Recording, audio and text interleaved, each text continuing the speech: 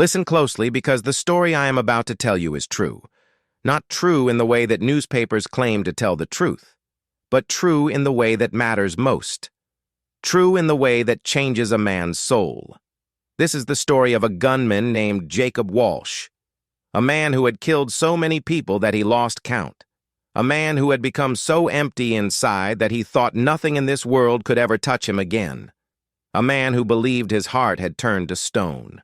But one night, in the freezing cold of the Texas wilderness, Jacob Walsh encountered something that would shatter every belief he had about himself. He encountered a beast, and through saving that beast, he would learn how to save himself. Before we begin this journey, I need you to do something for me, like this video, share it with people you care about, and most importantly, follow this channel, because I have more stories like this, stories that will change the way you see the world, stories about redemption, about second chances, about the possibility that even the darkest soul can find light. Now let us begin. Let us enter the world of Jacob Walsh, the gunman, and let us discover what happens when a killer learns what it means to save something instead of destroying it.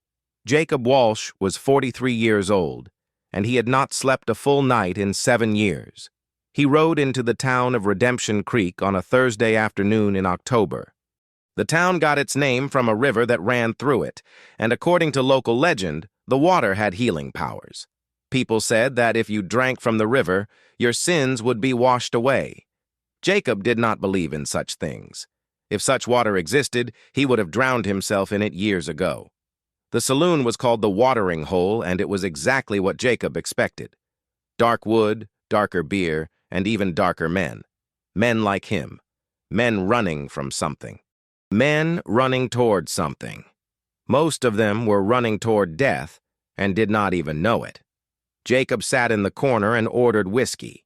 The bartender, a fat man with a scar across his eye, recognized him immediately. "You are Jacob Walsh," the bartender said, "the man who killed the Cassidy brothers." "That was a long time ago," Jacob said, sipping his drink. "Long time ago means nothing to the dead," the bartender replied. "Long time ago means nothing when you got blood on your hands that never comes clean." Jacob did not argue. The bartender was right. His hands were covered in blood, metaphorically and literally. No amount of water or whiskey could clean them. He had been in Redemption Creek for 3 days when he heard about the wolf. The story came from a rancher named Samuel Mills. Samuel came into the saloon on Sunday morning, and he told anyone who would listen about the beast that had been terrorizing his livestock. A massive gray wolf, he said. Bigger than any wolf he had ever seen. Mean as sin itself. Samuel had tried to kill it, had shot at it 6 times. But the wolf had escaped into the canyons outside of town, wounded and desperate. Samuel had organized a hunting party. Every able-bodied man in Redemption Creek was going after that wolf. They were going to make sure it died. The hunt was set to begin at dawn. Jacob listened to this story, and he did not care.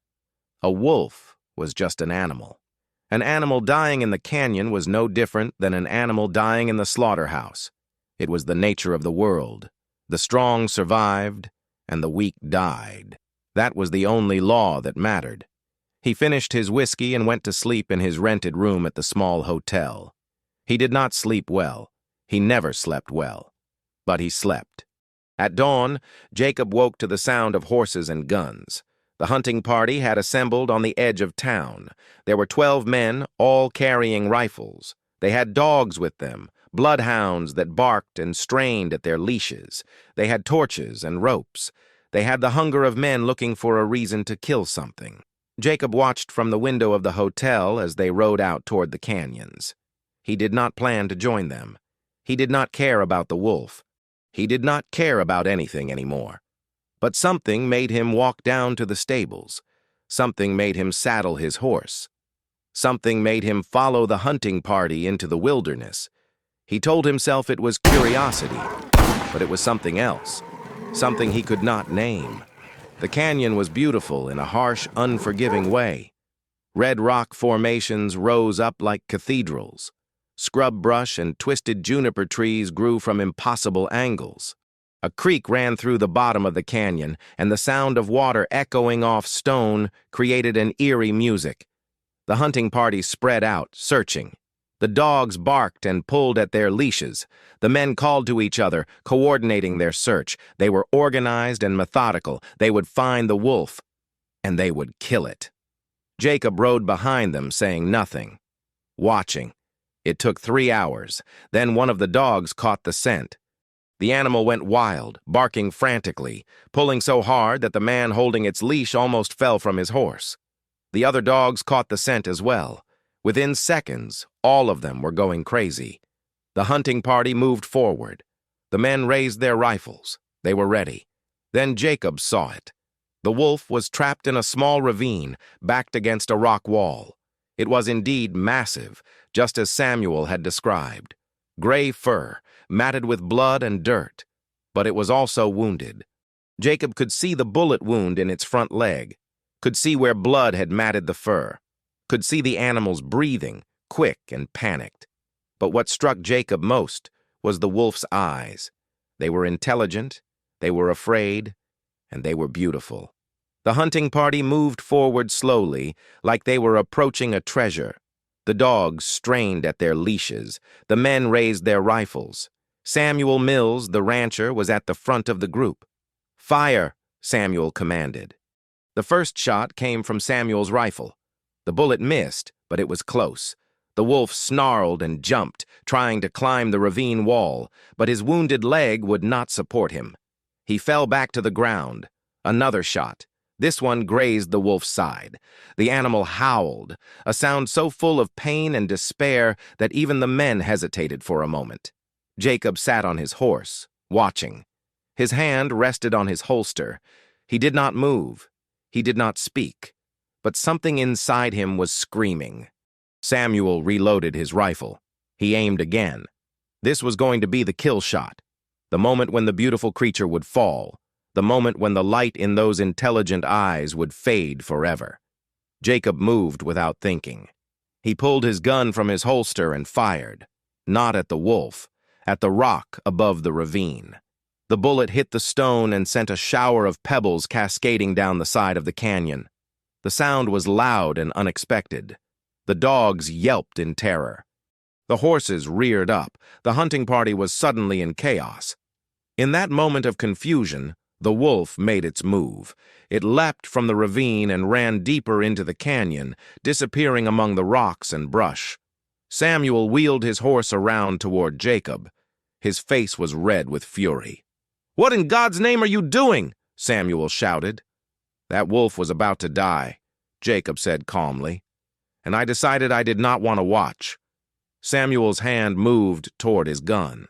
For a moment, Jacob thought Samuel was going to challenge him. Everyone in the hunting party knew Jacob Walsh's reputation. Everyone knew he was the fastest gun in 3 territories. Samuel was good, but he was not that good. Samuel's hand stopped. His hand dropped back to his side. "You are a strange man, Jacob Walsh," Samuel said. "A killer protecting a killer. I suppose that makes some kind of sense." The hunting party gave up the chase.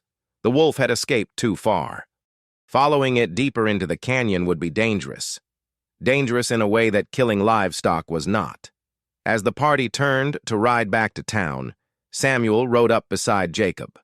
"The wolf will be back," Samuel said. "It will come after my cattle again. And next time I will kill it myself. I do not care about your redemption or whatever quest you are on." Jacob said nothing.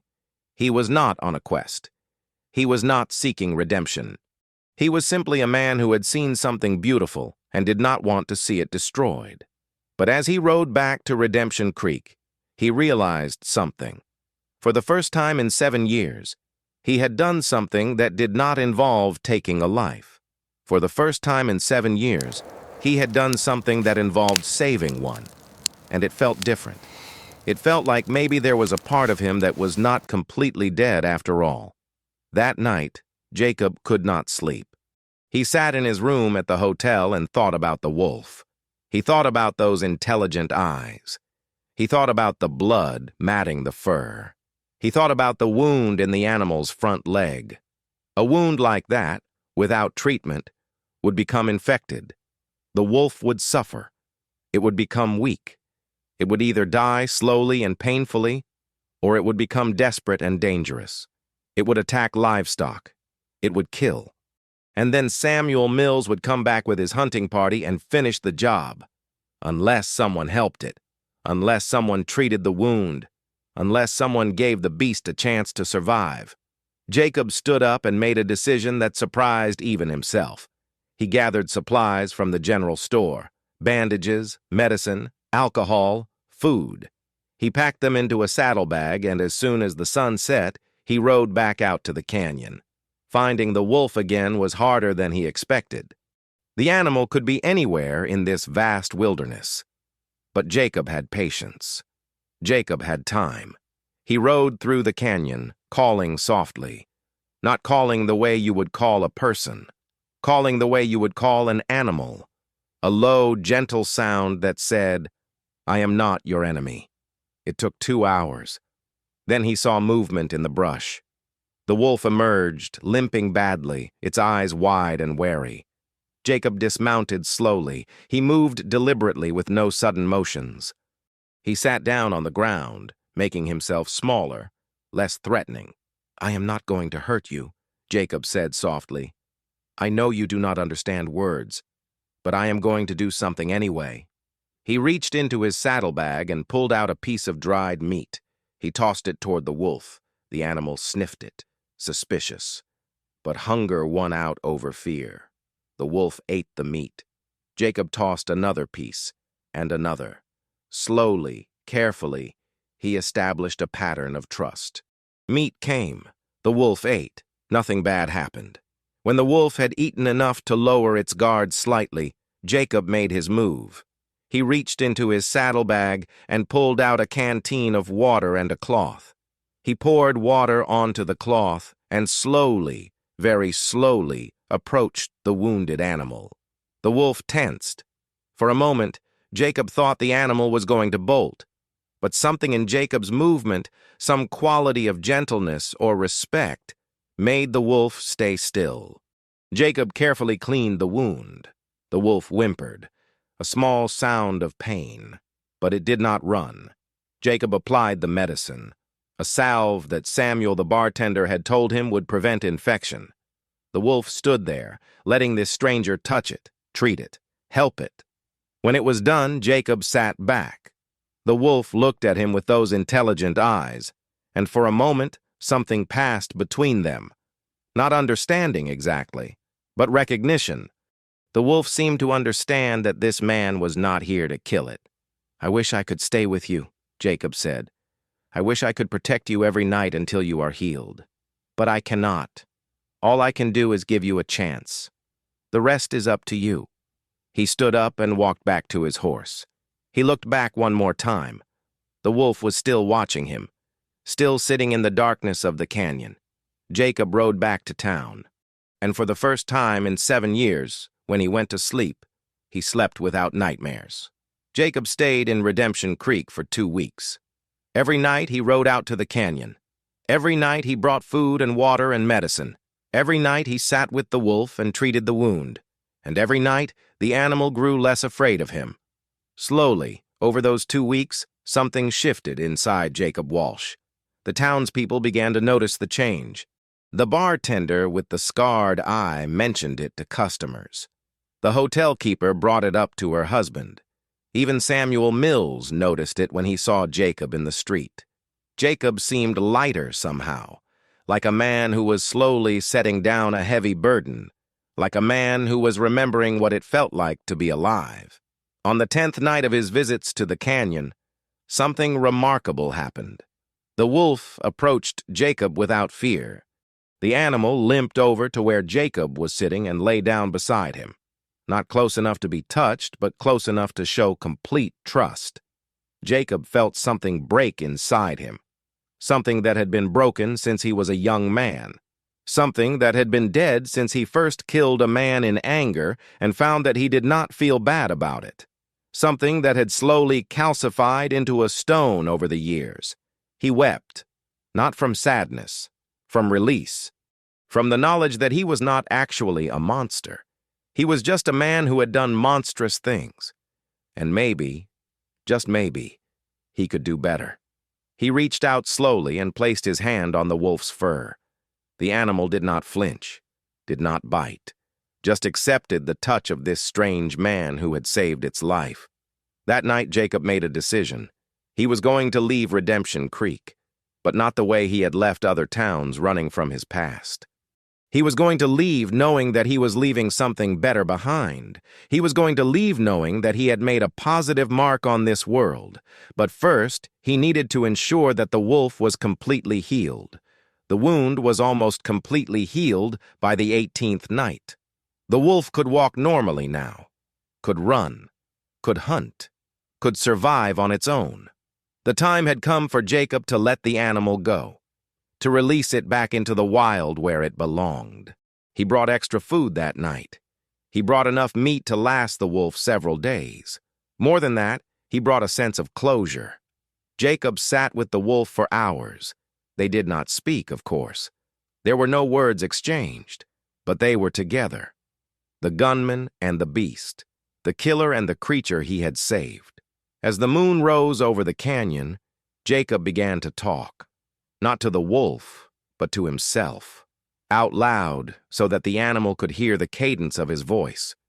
"I have killed many men," Jacob said. "Some of them deserved it. Some of them did not. I have caused so much pain in this world that I will never be able to make up for it, never be able to balance the scales. But you," he continued, looking at the wolf, "you gave me something that I did not know I was missing.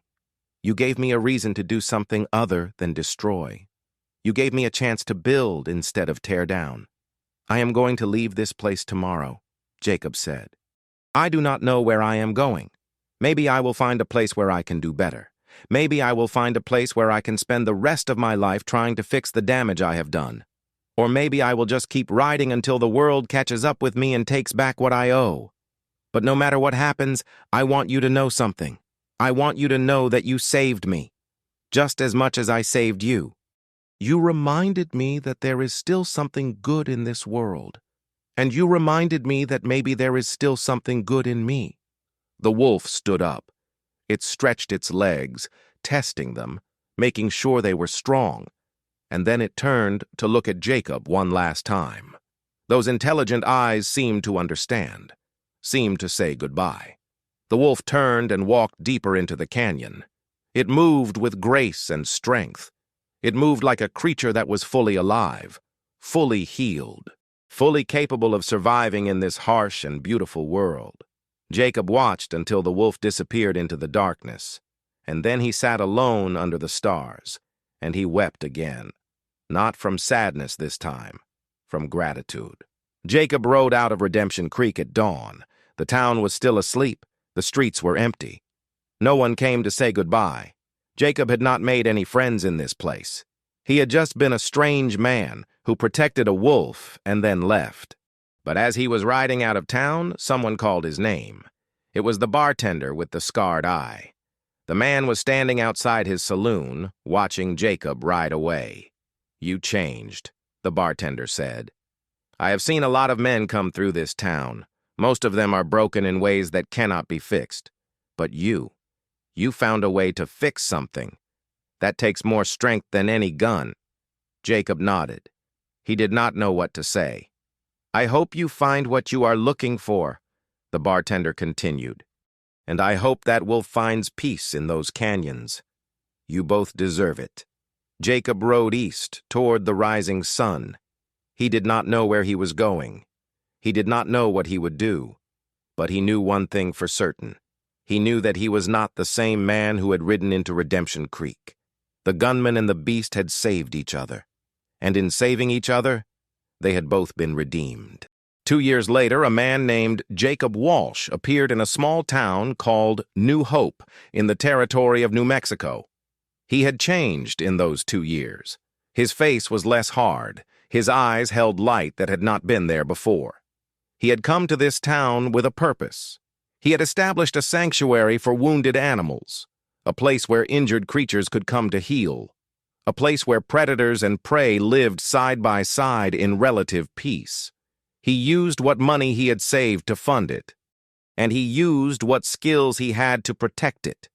The townspeople did not know that Jacob Walsh was a famous gunman, did not know that he had killed dozens of men, did not know that he was running from a dark past. All they knew was that there was a quiet man who had opened a sanctuary and seemed to find meaning in saving creatures that others would have killed. One evening, as Jacob was working on the fence that surrounded the sanctuary, he heard a sound that made him stop. It was a howl. A wolf howl, distant but unmistakable. The sound echoed across the desert landscape. Jacob closed his eyes and listened. He did not know if it was the same wolf. The wolf from Redemption Creek. The wolf that had saved him. Statistically, the chances were impossibly small. But Jacob believed in fate, and he believed that everything happens for a reason. The howl came again. Closer this time. More insistent. Jacob walked to the edge of the sanctuary, to the place where the fence ended and the wilderness began. And there, standing in the moonlight, was a massive gray wolf. The animal looked at Jacob, and Jacob looked at the animal. And for a moment, they recognized each other. The wolf did not approach. The wolf did not ask for help. The wolf was strong. The wolf was healed. The wolf was wild and free and exactly what it was supposed to be. The wolf simply stood there as if to say thank you. As if to say, I remember you. As if to say you gave me my life back, and I will carry that with me forever. And then the wolf turned and disappeared into the darkness of the desert. Jacob stood there for a long time, watching the place where the wolf had been, and he smiled. Not a smile that reached his eyes exactly, but a smile nonetheless. A smile that showed that somewhere inside Jacob Walsh there was still hope, still kindness, still the possibility of redemption. The gunman and the beast had found each other again, in a moment that defied all probability. And in that moment, Jacob understood that his salvation was complete. He was not running from his past anymore. He was walking toward his future. That is the story of Jacob Walsh, the gunman and the beast. A story about how even the darkest soul can find light, how even a man filled with nothing but regret and emptiness can discover that there is still good inside him. How saving something can save you. The wolf survived because of Jacob's kindness, but Jacob survived because of the wolf's forgiveness. They saved each other, and in saving each other, they both found redemption. This story is true in the way that matters most. Not true because it happened exactly as I have told it, but true because it happens every day in the hearts of people who are trying to be better. Every day, someone chooses to save instead of destroy. Every day, someone chooses to build instead of tear down. Every day, someone experiences their own redemption. And that redemption starts with a single act of kindness, a single choice to do something different. A single moment where you decide that maybe you are not who you thought you were. If you loved this story, I need you to do something for me. Like this video. It helps these stories reach more people. Share it with someone you care about. Someone who needs to hear that redemption is possible. Someone who needs to know that even the darkest past can lead to a bright future. And most importantly, follow this channel. Because I have more stories like this. Stories about second chances and finding your purpose. Stories about the power of kindness and the strength of love. Stories that will change the way you see the world. I am here, and this is the story of a gunman and a beast. A story about how saving something can save you. Thank you for listening. Stay strong, stay kind, and stay human.